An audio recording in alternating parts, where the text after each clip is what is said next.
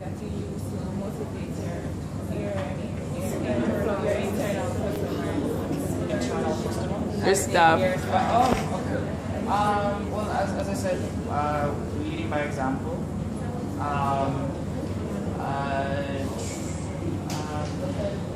Leading by example, benefits. You know, like we I think we have a very flexible policy with our food. I mean, if you want to carry home, if you want leftover food, absolutely. We do unofficial team building exercises, I guess, you know, like, so we'll have guys come in and we do like fixes for Christmas and a birthday club and things like that. But really primarily I think it's that the fact that they see us every day. We're doing a lot of the same roles that they're doing every day. And I think that would probably be our biggest motivation that we do. Okay, another question is, how affordable are the dishes that you provide? I think relatively to other restaurants in our, I guess, our target market, I think we're probably the most competitive. We have taco cheese is $200 for a taco, which is, when you think about all the elements in a taco, the tortilla and the meat and the lettuce and the cheese and the sour cream and the salsa, the guacamole, to make each one of those things. $200 for a taco is not that much more expensive than a cheese patty. So I think it's a very good deal. You'd be surprised though, you have the customers that think when you raise it from 100 to 200, they were mortified. They're just like, this is robbery. But I think you think about it and you explain to them, I was like, look, we were doing this for cheaper than juicy can push out a cheese patty, so we're making a loss. And then, anyways, but on Fridays you can get a burrito, which is a substantial meal, again with a lot of different layers for $500. So absolutely, I think we're affordable. And even now, on a regular day, our entrees are determined by, our entree prices are determined by the meat choices. So all chicken entrees would be $1,000, all pork would be $1,050, beef would be $950, and that's inclusive of tax. You know, so I'd say no, we're pretty affordable.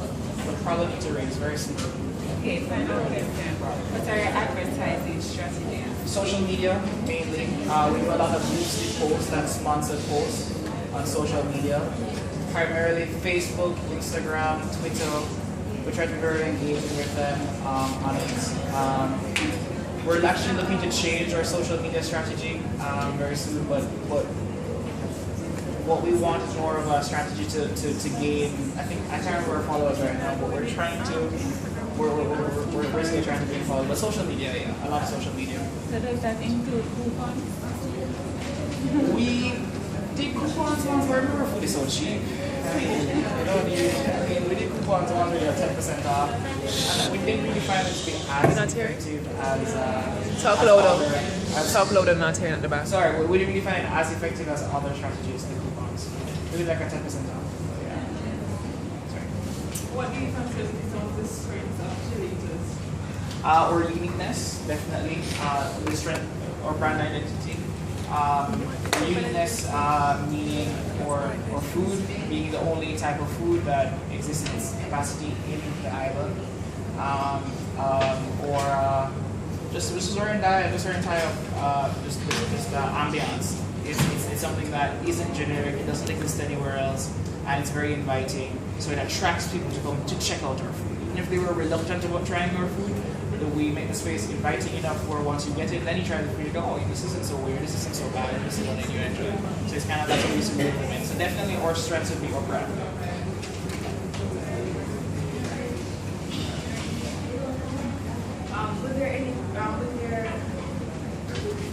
Would there be any measures put in place to control the different type of customers? So will you have any section for the takeout only and your dining? Well, yes. So we have our main dining room, and then we have our outdoor dining room, and then we kind of have the bar and a takeout waiting bench.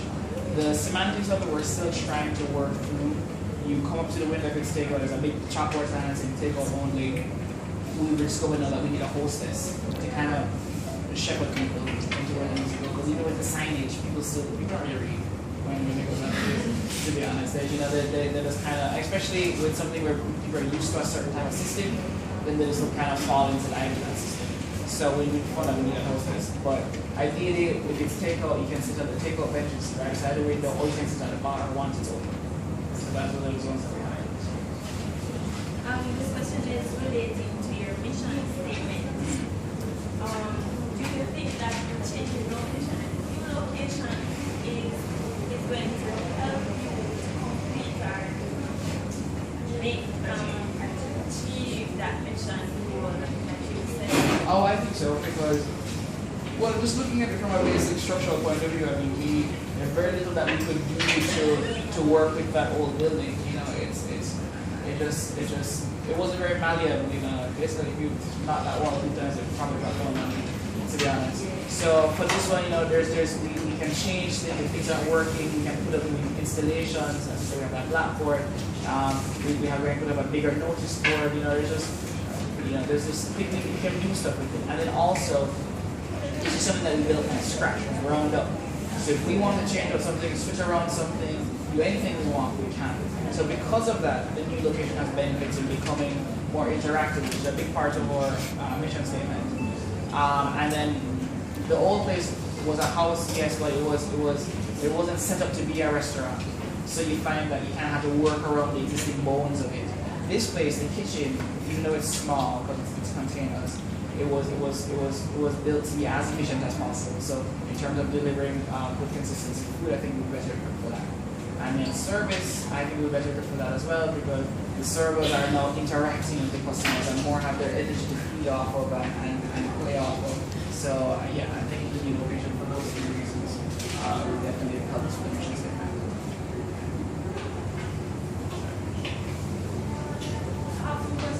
Sure. The first one is, why did you choose your current location? Okay. Well, because it's a great location. I don't know what to say. It's a fantastic location. We definitely looked up with it.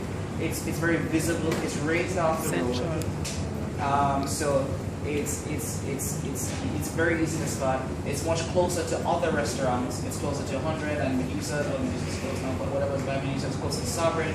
Walking distance from that very concentrated point of transport and commerce. So it's a fantastic location for that reason. And restaurants and nightlife scene do better once they're closer together. And if we don't have direct competition with any of our real neighbors, as I said, no one does what we do. So it's really a win-win for us. The old location, while it was on the same hand as Hope Road, it was further down, so it wasn't as easy to get to walking wise. The public transport could get you there. But also, we found that we hid it plain sight. The building was towards the back. It just looked like a house. Even though we had a sign, the sign was very old. So Opal, which came across the road from us, a year and a half ago, everybody knew Opal.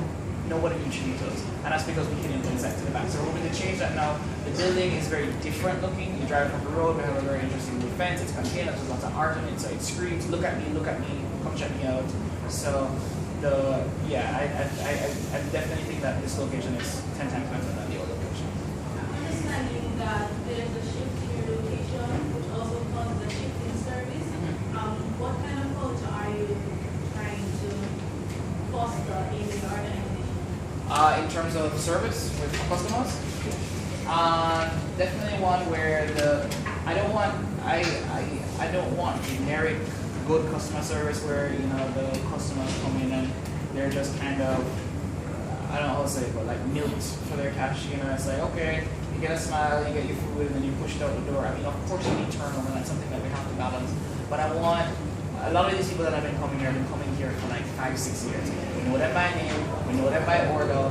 I want to get back that familiarity between us and the customers. So definitely with the servers in particular, I want to foster relationships with the customers and kind of just establish that level of comfort and knowing with them, you walk in, they're greeted, it feels like home. That's why also one thing that we are going to do, we're building a mini lounge again in the restaurant. Right below where we're going to have a wall, it's like to the back of the bar container. If you guys go there, you'll see the bar container is a blue container. So towards the back of it, kind of bordering into the dining room, we're going to build a kind of like an L-shaped couch, a coffee table, and 2 funky armchairs right there. And the chandelier, you'll know the zone from it by looking at the chandelier. It has some sunflowers on it. That chandelier is actually very symbolic because that has always been at Chilitos since the jet. It was actually built by one of the original owners' grandfather in Mexico, and it's something that was in the old lounge. It's kind of like a cornerstone as well as a brand. Anyway, so the lounge is going to be right there to encourage people to sit down and relax. So if people want to like lounge out for hours, they can go right there. Just don't take on the table, but just go right there and sit down. So that's the kind of relationship that we want to have with our customers.